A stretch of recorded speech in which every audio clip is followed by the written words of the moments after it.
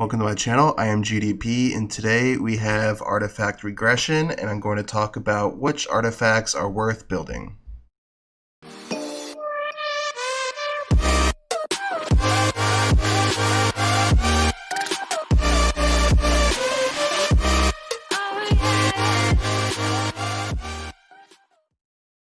Before we get started, I would appreciate if you guys hit that like and subscribe button for the YouTube algorithm.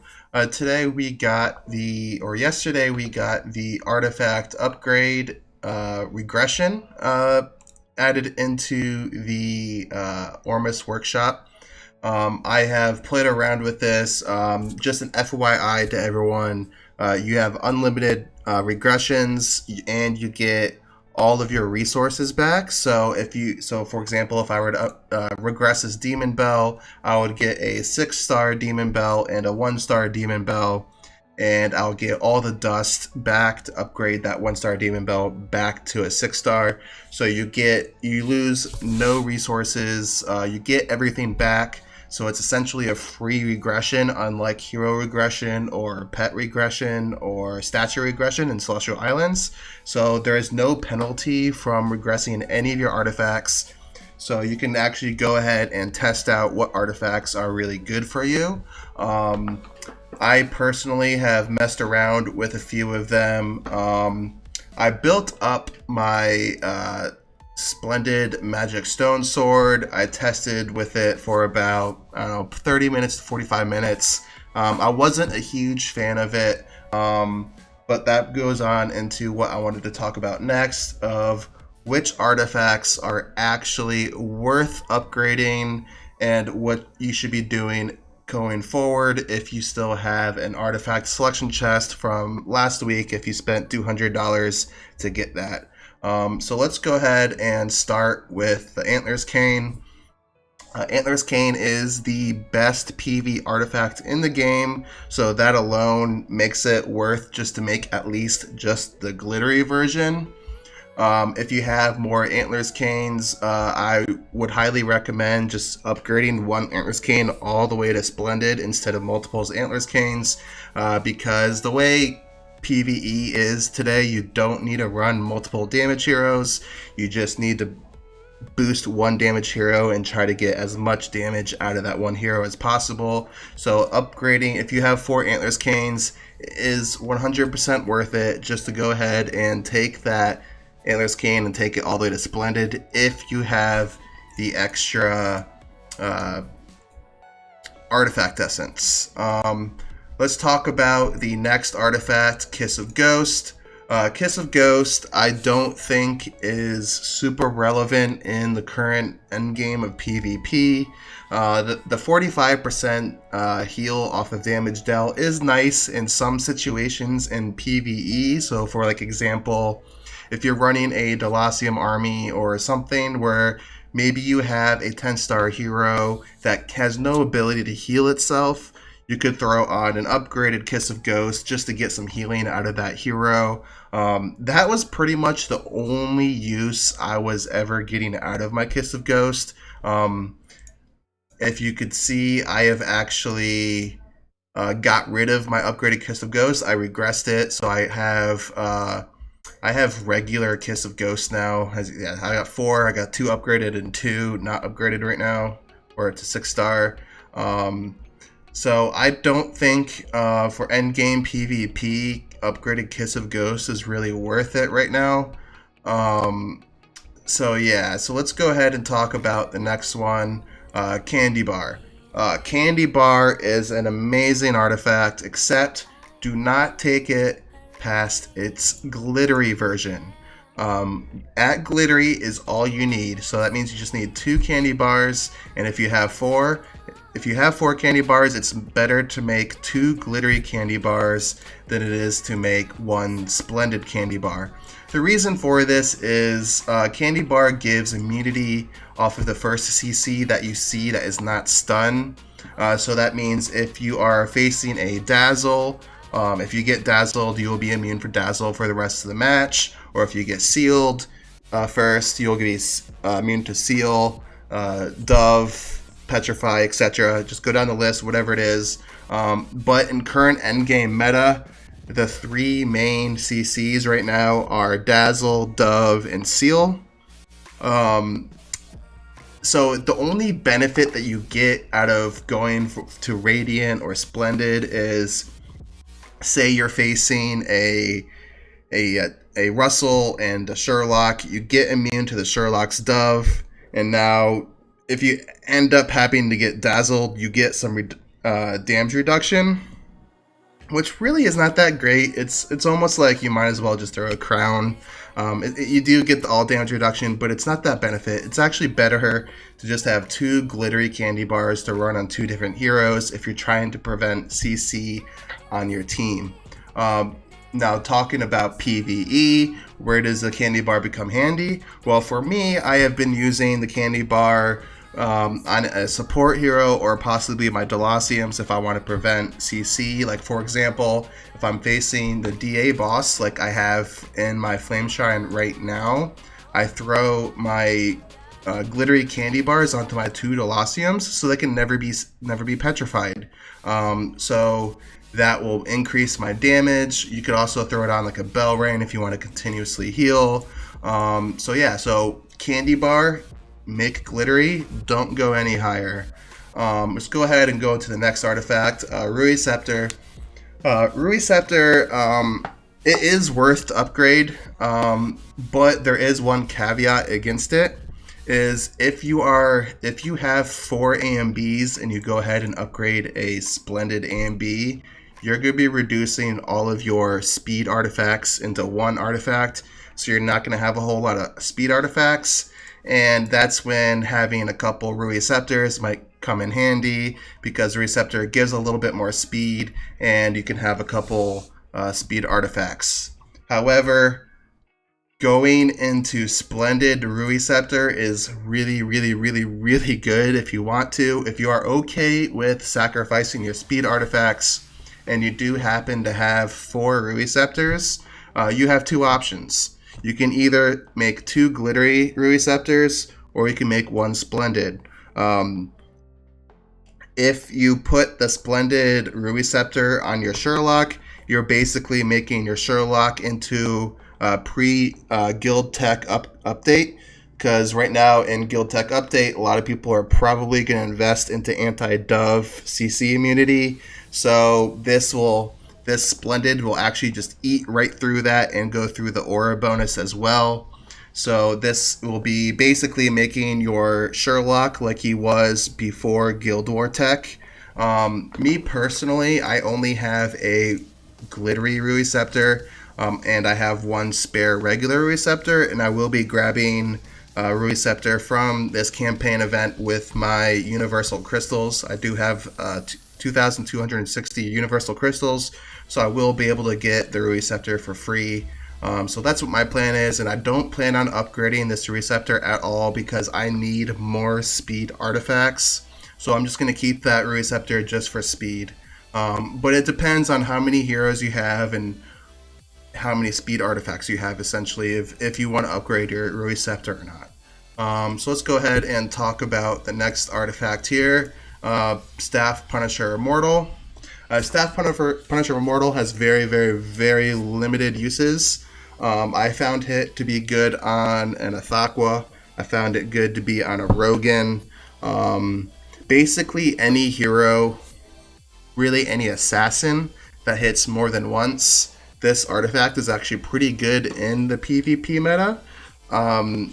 If you're running a rogue and assassin team. So there's your caveat with this artifact, is right now this artifact is pretty much only good in a rogue and assassin team. It's not going to be that useful in other situations in PvP. You can get some use out of it in PvE, but once again, it's not going to be as good as an Antlers Cane. So if you have upgraded Staff of Punishers and you want to upgrade, say, a Candy Bar or an AMB or Ruyi Scepter and you don't have any Artifact Essence, go ahead, regress that Staff of Punisher. You're really not going to need it. So let's go ahead and talk about the next artifact, Demon Bell. Demon Bell is a great artifact to have. So you gotta think about how many demon bells you have and how many are you willing to condense. For example, me, I have 7 demon bells, and I have made 3 glittery demon bells. I used to have 1 glittery and 1 radiant. I went ahead and upgraded a second radiant and had 2 radiants and 1 glittery, and I tested that for a while. I wasn't getting the results that I really liked, so I went ahead and regressed the 2 radiant demon bells that I had and just made them glittery. That way I can have extra spare demon bells if my heroes ever need to have energy. But overall, glittery demon bell isn't super impactful in PvP. I primarily only keep the glittery demon bells just for my PvE team. So keep that in mind. Glittery, radiant, and splendid demon bell is probably better in PvE right now than it is PvP. I mean, sure, there are some things you can do, like build a crown Russell and have 2 radiant demon bells and a glittery and possibly get a crown Russell to active in round 1 and kind of change the dynamic of the fight that way. But you're relying on the percent chance. Sure, if you had 3 splendids, you could do it very easily, or do 2 splendids and 1 glittery. But I just don't think it's worth it right now to go that route. I think there's better artifacts to have upgraded. So Demon Bell, don't worry about upgrading your Demon Bells right now. So let's go ahead and talk about the next artifact, Magic Stone Sword. As I referred to earlier, I built up Magic Stone Sword all the way up to Splendid version, which gives you a 30% of the hero's max HP cap. It sounds really good. It really does. But however, when testing, there's so many limited use on this, to be honest. The only thing that you're going to get benefit out of is reducing Russell's active on that one hero that has the Magic Stone Sword. You're going to cap it to its 30% HP, and that's about it. It's going to get hit by the active from Russell, and then it's going to get melted by light arrows, and that's the issue. Magic Stone Sword, it can reduce carry DMs, but keep in mind, the way DM works is you can have 2 carries stack up DM onto one hero, and then you can get, once that hero gets 100 energy, it will get chunked down by those 2 DMs. It will on your screen show 1 damage source, but in reality that is 2 damage instances. So the Magic Stone Sword is going to activate twice maybe, but it's probably not going to help you survive 2 DMs on you or 3 DMs on you. You're going to die from it still. The only benefit out of this really is Russell active and carry death passive, which can get really strong past round 15. But why are you using this artifact just to possibly go into round 15 to survive a death carry passive? Because maybe you don't even make it to round 15. So Magic Stone Sword, I think, has issues in the current meta right now. I don't think an upgraded Magic Stone Sword is super worth it. Yeah, sure, maybe if you have extra artifacts and artifact essence, yeah, go ahead and make it. But I don't. If you are restricted on how much artifact essence you have right now and what artifacts you can upgrade, I think there's other artifacts that are worth upgrading over Magic Stone Sword. Let's go ahead and talk about the last artifact here that is available. Obviously, we can't have Crown or Torch yet. That will come next month. Augustus Magic Ball. Augustus Magic Ball Splendid version is the best artifact in the game. It is absolutely overpowered. If you have 4 A and Bs, it's worth it to condense them into 1. It really is. This artifact, Splendid version, is amazing. It's a Russell counter. It's a Garuda counter. It reduces your damage on all damage sources by a flat amount of whatever your hero's attack is, boosted by 250%. So that's this artifact is just, it's phenomenal. It's the best artifact in the game. It provides a lot of survivability for a high attack hero, and is really good on Russells, Adas, Sherlocks. I used it on a Garuda a little bit, and it was actually pretty decent on the Garuda. Belrain, it's really good on Rogan, it's really good on Thakwa, it's really good on basically any hero where you can get your attack over 200,000. This artifact's going to be really, really, really good. I do want to talk one thing about Antlers Cane Splendid real quick.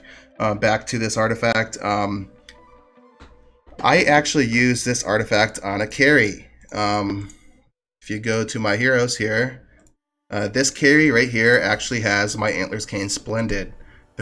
The reason for this is I don't care about round 1 Demon Bell. I don't care about that active in round 1.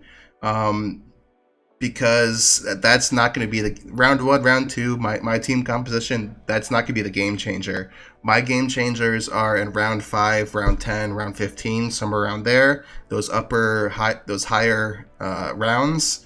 And this 6% stacking is really, really, really, really good with her last passive. It just helps destroy heroes with her last passive.